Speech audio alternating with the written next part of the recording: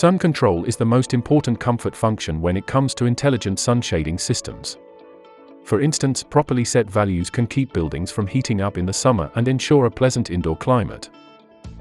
In order to function properly, sun control requires a brightness sensor installed on the highest building structure or on the facade sides being controlled. Ideally, one brightness sensor is used on each facade side. To better understand how this function works, imagine a graph showing the time of day on the x-axis and the brightness on the y-axis. Over the course of the day, the sun produces a brightness curve on this graph. In our control systems, we insert two limit values into this curve, the sun limit and the cloud limit. To explain how this works, let's add an external Venetian blind and increase the brightness to the sun limit. When the preset limit value of 50 kilolux is reached, the sun shading product is lowered. On our graph, the brightness increases through the morning, passes its zenith, and decreases during the afternoon. If the brightness reaches and then falls below the preset limit value of 20 kilolux, the sun shading product is raised.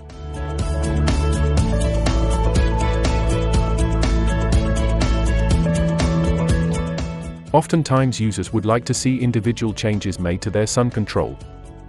For example, a user might complain that the sun shading products are lowered too late in the morning sun. Now we need to make sure that the limit value is adjusted in the right direction. To prevent errors when configuring the settings, we recommend drawing an imaginary line to the time axis of our graph. Since the sun limit triggers the system too late in this user's case, we have to draw a line further to the left, i.e. at an earlier time, on the time axis. From the newly defined time, we then draw a line up towards the brightness curve.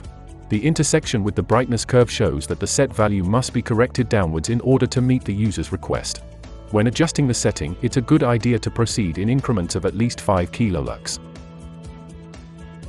If the user complains that the sun shading products are lowered too early in the morning sun, the same principle can be applied. The point of intersection that results in this case indicates that the set values must be corrected upwards.